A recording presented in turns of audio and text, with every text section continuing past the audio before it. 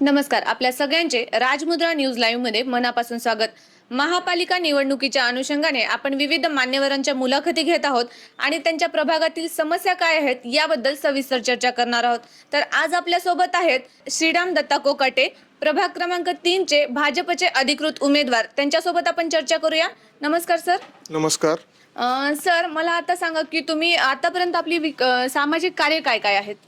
आजी नगरसेविका होत्या तेव्हापासून भरपूर सामाजिक कार्य केले. पप्पा माझे पहिले शिवसेनेमध्ये होते, त्यांनी पण समाजासाठी भरपूर कामं केली आहेत. दरवर्षी आम्ही गणपतीचं अन्नदान वाटप वगैरे भरपूर काही करतो. प्रत्येक प्रत्येक गणपतीच्या शेवटच्या दिवशी आमचा भंडारा असतो. सर्वांना 18-19 जेवढं झालं तेवढं, सकाळी 9 पासून ते संध्याकाळी पब्लिक येईपर्यंत पूर्ण आमचं समाजकार्य चालूच असतं. यावेळेस करोना काळामध्ये आपण प्रत्येक घरोघरी 5 किलो तांदूळ या हिशोबाने 5,000 घरांना तांदूळाचे वाटप केले. आपल्याकडून हे वाटप परिपूर्ण झाले. तसंच आजी नगरसेविका होती तेव्हापासून, शाखा प्रमुख होती तेव्हापासून पूर्ण पाण्याचे टँकर वगैरे आम्ही सगळे देतो. 24 तासामध्ये कधी पण कोणाचा कॉल आला तर पहिले आमच्या वडिलांचंच नाव येतं आणि त्यांना फोन आल्या सर्वांची कामे करतात.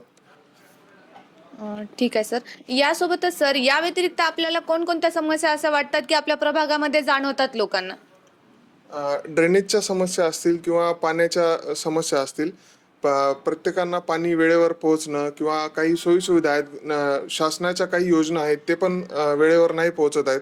ते आता यावेळेस सर्वांना मी विनंती करतो की आपण मला कमळासमोरील बटन दाबून निवडून दिल्यानंतर मी परिपूर्ण करेल. प्रत्येक योजना आपल्या घरी आणि दारी येईल सगळं. तर सर, यासोबतच जनतेने जर आपल्याला आता महापालिका निवडणुकीमध्ये संधी दिली तर आपण आपलं काय विजन मिशन असणार, काय ब्लूप्रिंट आपण तयार केली?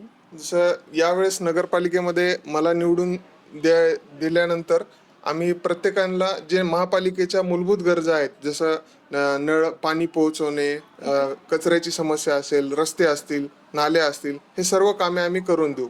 आणि पहिले पण आम्ही आजीच्या काळात सर्वच कामे आम्हीच केले होते आणि ते आता इथून पुढे पण करणारच.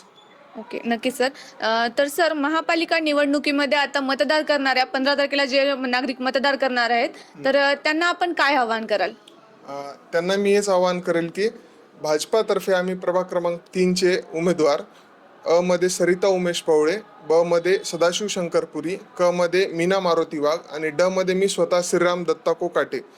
देशात कमळाची भाजपाची सत्ता आहे, राज्यात पण भाजपाचीच सत्ता आहे आणि नांदेडमध्ये बी येणाऱ्या आता महापालिका निवडणुकामध्ये जर भाजपची सत्ता आली तर सर्व कामे सुरळीत होतील.